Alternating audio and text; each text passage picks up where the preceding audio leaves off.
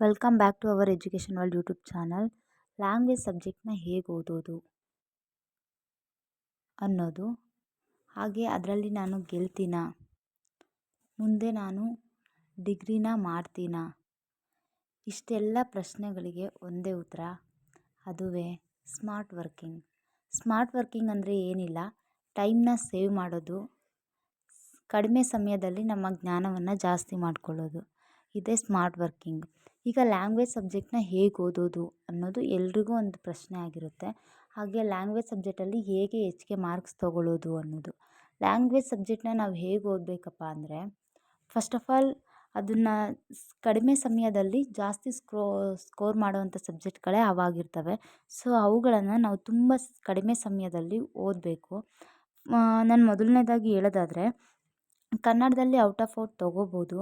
ಆದರೆ ಎಲ್ಲದಕ್ಕಿಂತ ಹೆಚ್ಚಾಗಿ ನಮ್ಮ ಹ್ಯಾಂಡ್ ರೈಟಿಂಗ್ ಆಗಿರ್ಬೋದು, ನಾವು ವಿಷಯವನ್ನು ಹೇಗೆ ಬರ್ತಾ ಹೋಗ್ತೀವಿ ಅನ್ನೋದ್ರ ಮೇಲೆ ನಮ್ಮ ಅಂಕಗಳು ಮಾರ್ಪಟ್ಟಿರುತ್ತೆ. ಸೊ ಫಸ್ಟ್ ನಾವು ಕನ್ನಡವನ್ನು ಹೇಗೆ ಬರೆಯೋದು, ಈಗ ಡಿಗ್ರಿ ಸ್ಟೂಡೆಂಟ್ಸ್ಗಳಿಗೆ ನಾವು ಕನ್ನಡ ಮತ್ತು ಇಂಗ್ಲೀಷಲ್ಲಿ ಹೆಚ್ಚಿಗೆ ಸ್ಕೋರ್ಗಳನ್ನು ಮಾಡಿಕೊಂಡ್ರೆ, ಇನ್ನು ಸಬ್ಜೆಕ್ಟಲ್ಲಿ ಹೇಗೋ ನಾವು ಜಸ್ಟ್ ಪಾಸ್ ಆದರೂ ಪರವಾಗಿಲ್ಲ ಅನ್ನೋರಿಗೆ ಈ ವಿಡಿಯೋ ತುಂಬ ಉಪಯೋಗ ಆಗುತ್ತೆ. ಸೊ ಕನ್ನಡದಲ್ಲಿ ಫಸ್ಟು ಹೇಗೆ ನಾವು ಸ್ಕೋರ್ ಮಾಡಬೇಕು ಅಂದರೆ, ಕೊಟ್ಟಿರೋಂಥ ಪಾಠ ಅಥವಾ ಪದ್ಯ ಇವು ಯಾವ ಕವಿಯವರು ಬರೆದಿದ್ದಾರೆ, ಹಾಗೆ ಆ ಕವಿ ಎಷ್ಟು ಪ್ರಶಸ್ತಿಗಳನ್ನು ಪಡ್ಕೊಂಡಿದ್ದಾರೆ, ಅವರು ಮೂಲತಃ ಎಲ್ಲಿಯವರು ಅನ್ನೋದನ್ನು ಫಸ್ಟ್ ತಿಳ್ಕೊಬೇಕು. ಇದನ್ನು ಹಾಗೆ ಸ್ಮಾರ್ಟಾಗಿ ಹೇಳೋದಂದರೆ, ಕವಿ ಪರಿಚಯ. ಫಸ್ಟು ನಾವು ಕವಿ ಪರಿಚಯನ ತಿಳ್ಕೊಂಡ್ರೆ, ನಾವು ಬರಿತಾ ಹೋಗ್ತಿರೋವಾಗ ಒಬ್ಬ ಕವಿಯನ್ನು ನಾವು ಫಸ್ಟು ಆ ಒಂದು ಪಾಠದ ಕವಿಯ ಹೆಸರನ್ನು, ಅವರ ಊರನ್ನು, ಅವರ ಪ್ರಶಸ್ತಿಗಳನ್ನು ಬರೆದಾಗ ಒಬ್ಬ ವ್ಯಾಲ್ಯೂಯೇಟರ್ಗೆ ಅನಿಸುತ್ತೆ, ಸೊ ಒಂದು ಒಳ್ಳೆ ವಿಚಾರಗಳನ್ನು ತಿಳ್ಕೊಂಡಿದ್ದಾರೆ ಅಂತ. ಎರಡನೇದಾಗಿ ಏನು ಮಾಡಬೇಕು ಅಂದರೆ, ಆ ಒಂದು ಪಾಠದ ಅಥವಾ ಒಂದು ಕಾದಂಬರಿಯ ಸಾರಾಂಶವನ್ನು ನಾವು ಅರ್ಥ ಮಾಡ್ಕೊಳ್ಳೋಕ್ಕೆ ಟ್ರೈ ಮಾಡಬೇಕು, ಅಥವಾ ಆಶಯವನ್ನು ತಿಳ್ಕೋಬೇಕು. ಆಶಯವನ್ನು ತಿಳ್ಕೊಂಡ್ವಿ ಅಂದರೆ ನಾವು ಮುಂದೆ ವಿಷಯವನ್ನು ಬರಿತಾ ಹೋಗೋಕ್ಕೆ ತುಂಬ ಈಸಿ ಅನಿಸುತ್ತೆ, ಅಷ್ಟೇ ಚೆನ್ನಾಗಿ ವಿಷಯವನ್ನು ನಾವು ಬರಿಬೋದು. ಸೊ ಒಬ್ಬ ಕವಿ ಮತ್ತು ಅವರ ಪದ್ಯದ ಆಶಯವನ್ನು ತಿಳ್ಕೊಂಡ್ಮೇಲೆ ಆ ಒಂದು ಪಾಠದ ತಿರುಳನ್ನು ನಮಗೆ ಅರ್ಥ ಆಗಿರುತ್ತೆ. ಸೊ ಆವಾಗ ನಾವು ಸಾರಾಂಶವನ್ನು ಬರ್ಕೊತಾ ಹೋಗೋದಕ್ಕೆ ಯಾವುದೇ ರೀತಿಯ ತೊಂದರೆ ಇರಲ್ಲ. ನಾವು ಒಂದು 5 ಆರ್ 10 ಮಾರ್ಕಿಗೆ ಇಷ್ಟು ಬರೆದ್ರೆ, ಸೊ ಮಿನಿಮಮ್ 8 ಆರ್ 9 ಮಾರ್ಕ್ಸ್ ನಾವು ತೊಗೋಬೋದು. ಯಾಕಂದರೆ ಫಸ್ಟ್ ಆಫ್ ಆಲ್ ನಮ್ಮ ಹ್ಯಾಂಡ್ ರೈಟಿಂಗ್ ಆಗಿರ್ಬೋದು, ನಾವು ಅದನ್ನ ಹೇಗೆ ವ್ಯಕ್ತಪಡಿಸ್ತೀವಿ ಅನ್ನೋದ್ರ ಮೇಲೆ ನಮ್ಮ ಅಂಕಗಳು ಇರುತ್ತೆ. ಫಸ್ಟು ನಾವು ಆ ಪ್ರಶ್ನೆನ ಓದ್ಕೋಬೇಕು. ಅದು ಮೊದಲಿಗೆ ಎಷ್ಟು ಮಾರ್ಕ್ಸಿಗೆ ಇದೆ ಅನ್ನೋದನ್ನ ನೋಡಿಕೊಂಡು ಆನಂತರ ನಾವು ಉತ್ತರವನ್ನು ಮಾಡ್ತಾ ಹೋಗಬೇಕು. ಇಷ್ಟು ಮಾಡಿದ್ವಿ ಅಂದರೆ ಕನ್ನಡದಲ್ಲಿ ನಿಜವಾಗಿಯೂ ಡಿಗ್ರಿ ಸ್ಟೂಡೆಂಟ್ಸು 80 ಮಾರ್ಕಿಗೆ 70 ಆರ್ 75 ಮಾರ್ಕನ್ನು ತೊಗೋಬೋದು. ತುಂಬ ಈಸಿಯಾಗಿ ತೊಗೋಬೋದು. ಅಷ್ಟೇ ತಿಳ್ಕೊಳ್ಳೋದು ಇರುತ್ತೆ. ಸೊ ತಿಳ್ಕೊಂಡು ತುಂಬ ಚೆನ್ನಾಗಿ ಬರೆದು, ಹ್ಯಾಂಡ್ ರೈಟಿಂಗ್ನು ತುಂಬ ಚೆನ್ನಾಗಿ ಬರೆದು, ವಿಷಯವನ್ನು ಜಾಸ್ತಿ ತಿಳ್ಕೊಂಡು ಬರಿಬೇಕಾದ್ರೆ ಸೊ ಕಷ್ಟ ಅನಿಸಲ್ಲ. ಸೊ ಈಸಿಯಾಗಿ 3 ಸೆಮ್ಮಲ್ಲಿ ನಮಗೆ 4 ಸೆಮ್ಗಳಲ್ಲಿ ನಮಗೆ ಲ್ಯಾಂಗ್ವೇಜ್ ಸಬ್ಜೆಕ್ಟ್ಗಳಿರ್ತವೆ. ಸೊ 4 ಸೆಮ್ಮಲ್ಲಿ ನಾವು ಆರಾಮಾಗಿ ಸ್ಕೋರನ್ನು ಮಾಡ್ಬೋದು. ಇನ್ನು ಪಿ ಯುದವರಿಗೆ ಬಂದರೆ ಅವರಿಗೆ ಅಷ್ಟೊಂದು ಕಷ್ಟ ಅನಿಸಲ್ಲ.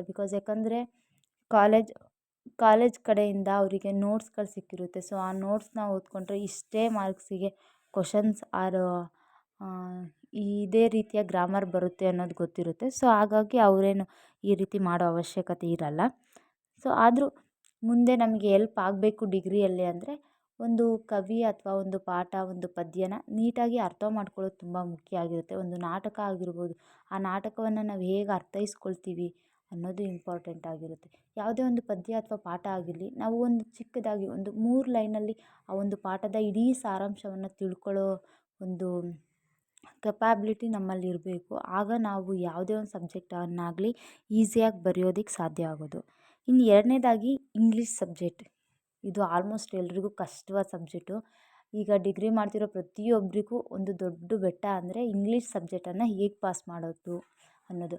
ಇಂಗ್ಲೀಷ್ ಸಬ್ಜೆಕ್ಟನ್ನು ಹೇಗೆ ಪಾಸ್ ಮಾಡೋದು ಅನ್ನೋದಕ್ಕಿಂತ ಇಂಗ್ಲೀಷನ್ನು ಹೇಗೆ ಓದೋದು ಅನ್ನೋದು ತಿಳ್ಕೊಂಡ್ರೆ ಯಾರೂ ಸಹ ಫೇಲ್ ಆಗಲ್ಲ. ಇಂಗ್ಲೀಷ್ ಯಾರೂ ಸಹ ಬ್ಯಾಕ್ ಉಳಿಸ್ಕೊಳಲ್ಲ ಅಂದ್ಕೊತೀನಿ. ಡಿಗ್ರಿಯಲ್ಲಿ ಹೇಗೆ ಇಂಗ್ಲೀಷನ್ನ ಓದಬೇಕು ಅಂದರೆ, ಯಾವುದೇ ಸಮ್ಮರಿ ಆಗಿರ್ಬೋದು, ಯಾವುದೇ ಒಂದು ಪದ್ಯಗಳ ಅಥವಾ ಪಾಠ ಏನೇ ಸ್ಟೋರೀಸ್ಗಳಿದ್ರೂ ಆ ಸ್ಟೋರೀಸ್ನ ಮೊದಲು ನಾವು ಸಮ್ಮರಿಯಾಗಿ ತಿಳ್ಕೊತ ಹೋಗಬೇಕು. ಹಾಗೆ ಮಾಡಿದಾಗ ನಾವು ಆ ಒಂದು ಪಾಠದ ಸಮ್ಮರಿಯನ್ನು ತಿಳ್ಕೊಂಡಾಗ ನಮಗೆ ಆ ಪಾಠದಲ್ಲಿ ಏನೇನಿದೆ ಏನೇನಿಲ್ಲ ಅನ್ನೋದು ಗೊತ್ತಾಗುತ್ತೆ. ಅದನ್ನೆಲ್ಲ ನಾವು ಅರ್ಥೈಸ್ಕೊಂಡು ಒಂದು 5 ಮಾರ್ಕಿಗಿರೋ ಒಂದು ಸ್ಟೋರಿಯನ್ನು ಸಮ್ಮರಿ ರೂಪದಲ್ಲಿ ಬರಿತಾ ಹೋದಾಗ ಮಿನಿಮಮ್ 2 ಆರ್ 3 ಪೇಜಸ್ ಬರಿಬೋದು. ಡಿಗ್ರಿಯವರು ಮಿನಿಮಮ್ 2 ಪೇಜಸ್ ಅಂತೂ 10 ಮಾರ್ಕಿಗೆ ಬರೀಲೇಬೇಕಾಗುತ್ತೆ. 5 ಮಾರ್ಕಿಗೆ 1.5 ಪೇಜ್ ಬರೆದ್ರೆ ಸಾಕು. ಇಷ್ಟನ್ನು ಬರೆದ್ವಿ ಅಂದರೆ 5 ಮಾರ್ಕಿಗೆ ಒಂದು 4 ಅಂತೂ ಕೊಟ್ಟೇ ಕೊಡ್ತಾರೆ ಮಾರ್ಕ್ಸ್ನ. ಸೊ ಈ ಥರ ಒಂದು ಸ್ಟೋರಿ ಅಥವಾ ಒಂದು ಪೊಯಮ್ನ ಒಂದು ಸಮ್ಮರಿ ಬರೆಯೋದು ಹೀಗೆ. ಇನ್ನು ಗ್ರಾಮರ್ನ ಹೇಗೆ ಅರ್ಥ ಮಾಡ್ಕೊಳ್ಬೇಕು ಅಂದರೆ, ಫಸ್ಟ್ ಆಫ್ ಆಲ್ ಗ್ರಾಮರ್ನ ನಾವು ಬರಿತಿದ್ದೀವಿ ಅಂದಾಗ ಗ್ರಾಮರಲ್ಲಿ ಕೆಲವೊಂದು ಅದರದ್ದೇ ಆದ ರೂಲ್ಸ್ಗಳಿರುತ್ತೆ, ಅದರದ್ದೇ ಆದ ಮೆಥಡ್ಸ್ ಇರುತ್ತೆ. ಸೊ ಅದನ್ನು ತಿಳ್ಕೊಂಡಾಗ ನಮಗೆ ಗ್ರಾಮರ್ ತುಂಬ ಈಸಿಯಾಗಿ ಅರ್ಥ ಆಗುತ್ತೆ. ಈ ಥರ ನಾವು ಗ್ರಾಮರ್ನ ತುಂಬ ಚೆನ್ನಾಗಿ ತಿಳ್ಕೊಬೇಕು ಅಂದರೆ ಯೂಟ್ಯೂಬಲ್ಲಿ ತುಂಬಾ ಕ್ಲಾಸಸ್ಗಳು ಸಿಗ್ತವೆ. ಇಂಗ್ಲೀಷ್ ಕ್ಲಾಸಸ್ಗಳಾಗಿರ್ಬೋದು, ಇಂಗ್ಲೀಷ್ ಸಮ್ಮರೀಸ್ಗಳನ್ನ ನಾವು ಹೇಗೆ ಬರೆಯೋದು ಅನ್ನೋದಾಗಿರ್ಬೋದು, ಇವುಗಳನ್ನೆಲ್ಲ ನೋಡ್ತಾ ಇದ್ದಾಗ ನಾವು ಈಸಿಯಾಗಿ ಇಂಗ್ಲೀಷ್ನ ತಿಳ್ಕೊಬೋದು. ಹಾಗೆ ಇಂಗ್ಲೀಷನ್ನು ನೀಟಾಗಿ ನಾವು ಫಸ್ಟ್ ಆಫ್ ಆಲ್ ನಾವು ಯಾವುದೇ ಒಂದು ಸಬ್ಜೆಕ್ಟ್ ಆಗಿರಲಿ ಹೇಗೆ ಮಾರ್ಕ್ಸ್ ಬರುತ್ತೆ ಅಂದರೆ ನಮ್ಮ ನೀಟ್ನೆಸ್ ನೋಡಿ ಮಾರ್ಕ್ಸ್ ಕೊಡ್ತಾರೆ. ನಮ್ಮ ಹ್ಯಾಂಡ್ ರೈಟಿಂಗ್ ಆಗಿರ್ಬೋದು, ನಾವು ಪೇಜ್ನ ಹೇಗೆ ಬಳಸಿದ್ದೀವಿ ಅನ್ನೋದಾಗಿರ್ಬೋದು, ನಾವು ಬುಕ್ಲೆಟ್ನ ಯಾವ ರೀತಿ ಮೇಂಟೈನ್ ಮಾಡಿದ್ದೀವಿ ಅನ್ನೋದು, ಇದ್ರ ಮೇಲೂ ನಮ್ಮ ಮಾರ್ಕ್ಸ್ಗಳಿರುತ್ತೆ. ಸೊ ಕೆಲವ್ರಿಗೆ ಅನಿಸ್ಬೋದು ಹ್ಯಾಂಡ್ ರೈಟಿಂಗ್ ಏನು ಇಂಪಾರ್ಟೆಂಟ್ ಅಲ್ಲ ಅಂತ. ಬಟ್ ಡಿಗ್ರಿಯಲ್ಲಿ hand writing is most important ಆಗಿರುತ್ತೆ. ಹಾಗೆ ನಾವು ಏನು ಟಾಪಿಕನ್ನು ಬರಿತೀವಿ ಅನ್ನೋದು ಇಂಪಾರ್ಟೆಂಟ್ ಆಗಿರುತ್ತೆ.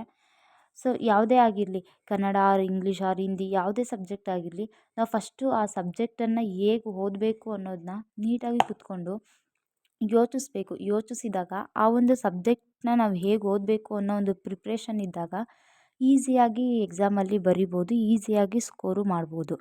ಈಗ ಕನ್ನಡ ನಮ್ಮ ಭಾಷೆ ಆಗಿರೋದ್ರಿಂದ ಕನ್ನಡ ಯಾವುದೇ ಒಂದು ಸ್ಟೋರೀಸ್ ಹೇಳ್ತಿದ್ದೀವಿ, ಒಂದು ಕಥೆನ ಕನ್ನಡದಲ್ಲಿ ಹೇಳ್ತಿದ್ದೀವಿ ಅಂದರೆ ಬೇಗ ಅರ್ಥ ಮಾಡ್ಕೊತೀವಿ.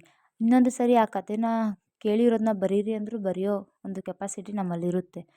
ಸೊ ಅದೇ ರೀತಿ ನಾವು ಇಂಗ್ಲೀಷಲ್ಲೂ ಆಗಬೇಕು ಅಂದರೆ ಹಾರ್ಡ್ ವರ್ಕ್ ತುಂಬ ಇಂಪಾರ್ಟೆಂಟ್ ಆಗುತ್ತೆ. ಹಾರ್ಡ್ ವರ್ಕ್ ಮಾಡಿದಾಗ ಮಾತ್ರ ಯಾವುದೇ ಒಂದು ಸಕ್ಸಸ್ ಸಿಗೋಕ್ಕೆ ಸಾಧ್ಯ. So hard work is most important. Please do that. Next ಹೇಳೋದೇನೆಂದರೆ, ಇವಾಗ ಡಿಗ್ರಿ ಅವರಿಗೆ ಅಥವಾ PU ಓದ್ತಿರೋರಿಗೆ ಇಂಗ್ಲೀಷ್ ಅನ್ನೋದು ತುಂಬ ಕಷ್ಟ ಅಂತಿದ್ದಾರೆ. ಸೊ ನಾವು ಫಸ್ಟು ಕಷ್ಟ ಅನ್ನೋದನ್ನು ಬಿಟ್ಟು ಗ್ರಾಮರ್ನ ನೀಟಾಗಿ ಅರ್ಥ ಮಾಡ್ಕೋಬೇಕು. ಈಗ PU ಓದ್ತಿರೋರಿಗೆ ಒಂದು ಏನು ಹೇಳ್ತಿದ್ದೀನಿ ಅಂದರೆ, ಗ್ರಾಮರ್ನ ಇವಾಗ ನಾವೇನು ಫಸ್ಟ್ ಇಯರ್ ಆರ್ ಸೆಕೆಂಡ್ ಇಯರಲ್ಲಿ ನಾವು ಗ್ರಾಮರ್ನ ತಿಳ್ಕೊತೀವಿ, ಅದು ಹಿಂಗೆ ಕಂಟಿನ್ಯೂ ಆಗ್ತಾ ಹೋಗುತ್ತೆ. ಅಂದರೆ ಡಿಗ್ರಿಯಲ್ಲಿ ನಾವು 4th ಸೆಮ್ ಓದೋವರೆಗೂ ಇಂಗ್ಲೀಷ್ ಆರ್ ಕನ್ನಡ ಯಾವುದೇ ಆಗಿರಲಿ, ಕನ್ನಡದಲ್ಲಿ ಯಾವುದೇ ರೀತಿಯ ವ್ಯಾಕರಣಗಳು ಬರಲ್ಲ. ಏನಾದರೂ ನಮಗೆ ಹೆಲ್ಪ್ ಆಗುತ್ತೆ ಅಂದರೆ ಕಾಂಪಿಟೇಟಿವ್ ಎಕ್ಸಾಮ್ಗಳಿಗೆ ಹೆಲ್ಪ್ ಆಗುತ್ತೆ. ಬಟ್ ಇಂಗ್ಲೀಷ್ ಆಗಲ್ಲ. ಡಿಗ್ರಿಗೆ ಬಂದ್ವಿ ಅಂದರೆ 4th ಸೆಮ್ವರೆಗೂ ನಮಗೆ ಗ್ರಾಮರ್ ಮೇಲೆ ನಮ್ಮ ಇಂಗ್ಲೀಷ್ ಓಡ್ತಾ ಇರುತ್ತೆ.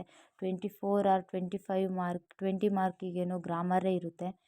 ಸೊ ತುಂಬ ಮಾರ್ಕ್ಸ್ಗಳು ಅದ್ರ ಮೇಲೆ ಇರೋದ್ರಿಂದ ನಾವು ಗ್ರಾಮರ್ನ ಕಲೀಲೇಬೇಕಾಗುತ್ತೆ. ಸೊ ಅದಕ್ಕೆ ಇವಾಗಲೇ ಫಸ್ಟ್ ಇಯರ್ ಸೆಕೆಂಡ್ ಇಯರಲ್ಲಿ ತುಂಬ ಚೆನ್ನಾಗಿ ಗ್ರಾಮರ್ನ ಕಲಿಸ್ತಾರೆ. ಕಲಿಸಿರೋದನ್ನು ಮರೀದೇ ನಾವು ಹಾಗೆ ಅದನ್ನು ಮುಂದುವರಿಸಿದ್ವಿ ಅಂದರೆ ಡಿಗ್ರಿಯಲ್ಲಿ ಇಂಗ್ಲೀಷ್ ಅನ್ನೋ ಸಬ್ಜೆಕ್ಟು ತುಂಬಾ ಈಸಿಯಾಗಿ ಹೋಗುತ್ತೆ.